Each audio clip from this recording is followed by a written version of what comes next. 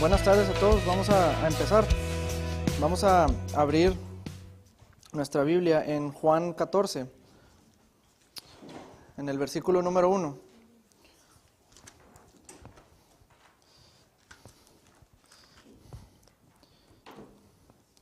En estos últimos días, yo creo que ya semanas, he estado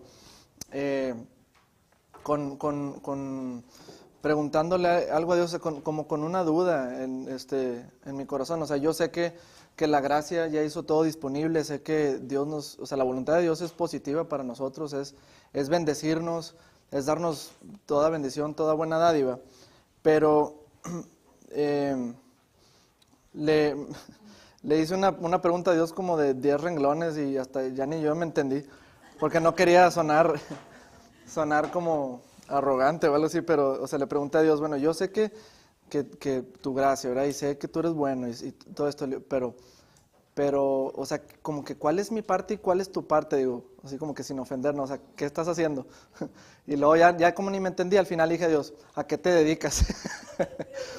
Porque sabemos que en el Antiguo Testamento, Dios se manifestaba, pues con el pueblo, cuando salió de Egipto y cuando andaba en el desierto, llovía maná, de noche era una bola de fuego que los guiaba, de día era una nube, pero ahora la gracia nos enseña a que todo lo que Dios ya hizo, más bien todo lo que Dios puede hacer por nosotros, ya lo hizo por medio de Cristo Jesús.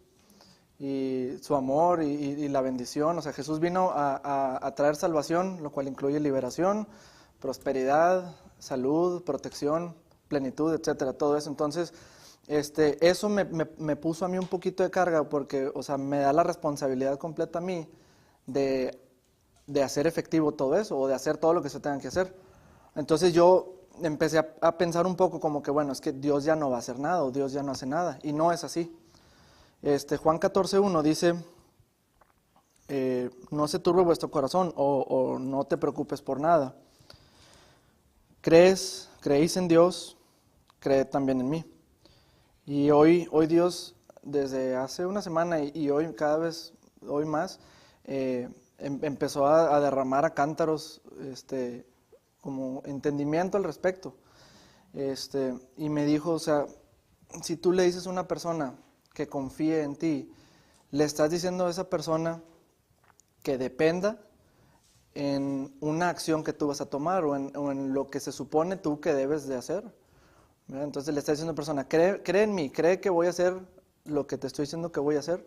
Eso involucra una acción de mi parte en hacer lo que se supone que tengo que hacer, e involucra una acción de parte de la persona que es el descansar, el depender de lo que esa persona dijo que va a hacer. ¿Y cómo sabemos qué es lo que Dios va a hacer? ¿O cómo sabemos siquiera quién es Dios o quién es Jesús?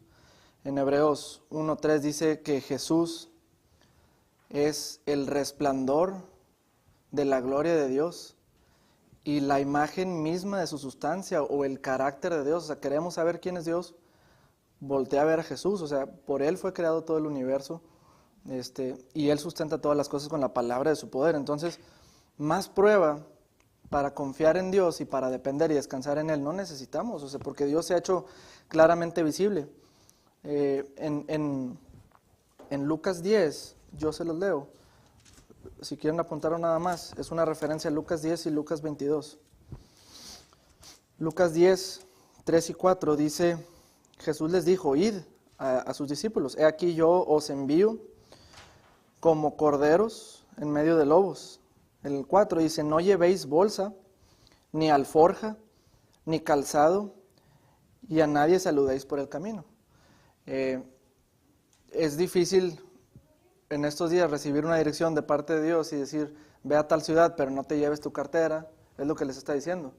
No te lleves la cartera, no lleves dinero, no te lleves un cambio de ropa.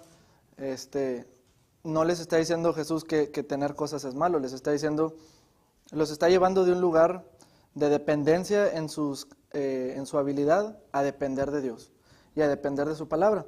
Y sabemos que Jesús no falló, que esa dirección no falló, porque en Lucas 22, más adelantito, en el versículo 35, dice, Lucas 22, 35, ¿dónde está?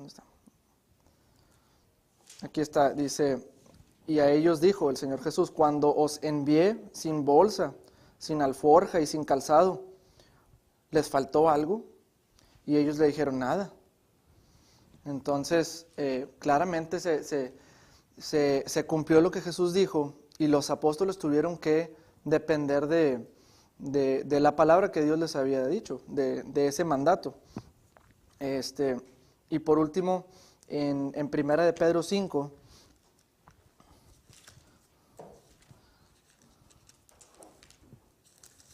dice Primera Epístola de Pedro, capítulo 5, versículo 5 al 7. Dice, Dios resiste a los soberbios. Entre paréntesis le podemos poner ahí a soberbios a la preocupación o a los que se preocupan. Dios resiste a los soberbios y da gracia a los humildes, entre paréntesis, descanso. Entonces, cuando nosotros decidimos preocuparnos por una situación, estamos diciendo que Dios se tarda mucho o que Dios no es capaz de hacerlo, por lo tanto yo tengo que preocuparme en hacer eso que Dios no está haciendo y estoy en soberbia. Estoy siendo resistido por Dios. Y Él da gracia, da favor a los humildes, a los que descansan en Él. Dice el versículo 6, humillaos pues bajo la poderosa mano de Dios, para que os exalte cuando fuera tiempo. En el 7 dice, echando toda vuestra ansiedad o preocupación sobre Él, porque Él tiene cuidado de vosotros. Y como consecuencia dice en el 8, sed sobrios y velad, porque, o sea, es decir, está alerta, porque vuestro adversario el diablo, como león rugiente, anda alrededor buscando a quien devorar. ¿Por qué? Porque nos preocupamos, o sea, al preocuparnos, al tomar una situación en nuestras manos, cada vez se va abriendo la puerta más y más y más y le va diciendo al diablo, aquí estoy, para que vengas a causar daño. Entonces, es tan sencillo o sea, ¿cuál es mi parte y cuál es la de Dios? Creo que esa fue la premisa. Nuestra parte es tomar lo que Dios nos dio, es decir, leer su palabra, creerla, recibirla y descansar en su palabra. Tomar la autoridad que Él nos dio, pero ni siquiera estamos tomando la autoridad con un poder que es nuestro, sino estamos usando su poder. Dios nos dice, o sea, no nos pide que tomemos responsabilidad porque su palabra funcione, sino nos está diciendo, usa mi palabra. Y cuando es una frase o es algo pues, pesado el decir que Dios está limitado en esta tierra a obrar a través de uno de nosotros. Dios necesita actuar a través de un ser humano, porque él es un Dios de honra, es un Dios de palabra, y en su palabra dijo, yo te doy la autoridad a ti. Entonces Dios se limitó a sí mismo, Él en su soberanía y en su sabiduría, se limitó a sí mismo a actuar únicamente a través de un hombre. Entonces nuestro trabajo es abrir la puerta a Dios, es decir, hablar su palabra, y entonces Dios es cuando toma acción. Dice en el libro de, híjole, a ver si me acuerdo, en Marcos 16, en el versículo 15, dice, Jesús les dijo que fueran y que la autoridad les es dada para sanar a los enfermos y levantar a los muertos. Y en el versículo 20 dice, ellos predicaron, ellos fueron y predicaron, y Dios confirmó su palabra con señales. Y esto ya estamos viendo después de la cruz, o sea, ya es Dios actuando como con nosotros en la iglesia, ¿verdad? Entonces, nosotros hablamos, predicamos, creemos su palabra, la recibimos, creemos, que el creer es eso, o sea, confiar en lo que Dios está diciendo, y Dios se encarga de efectuar o de confirmar su palabra en nuestras vidas. Nosotros le damos nuestro lugar en el ámbito físico y Él nos da su lugar en el ámbito espiritual.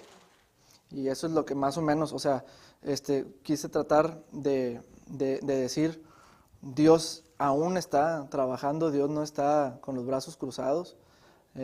Si es que ahora más que nunca Dios está, bueno, Dios no cambia, de hecho, pero Dios está cumpliendo su palabra y actuando en donde se le da permiso trabajar.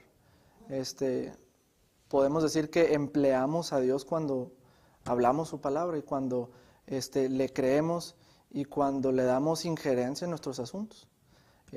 Vamos a orar. Señor, te damos gracias por esta tarde, te damos gracias porque tú estás con nosotros, te damos gracias porque tú nos dices en tu palabra que tú eres por nosotros y no contra nosotros, que sabemos que tu voluntad para con nosotros es favorable, y te damos gracias, Padre, porque para los que te amamos, es decir, a los que buscamos tu palabra, tu voluntad, todas las cosas nos ayudan para bien. Te entregamos hoy nuestra atención, recibimos tu palabra, recibimos tu dirección y te damos gracias, Señor, y hacemos nuestros oídos abiertos a escuchar tu palabra en el nombre de Jesús. Amén.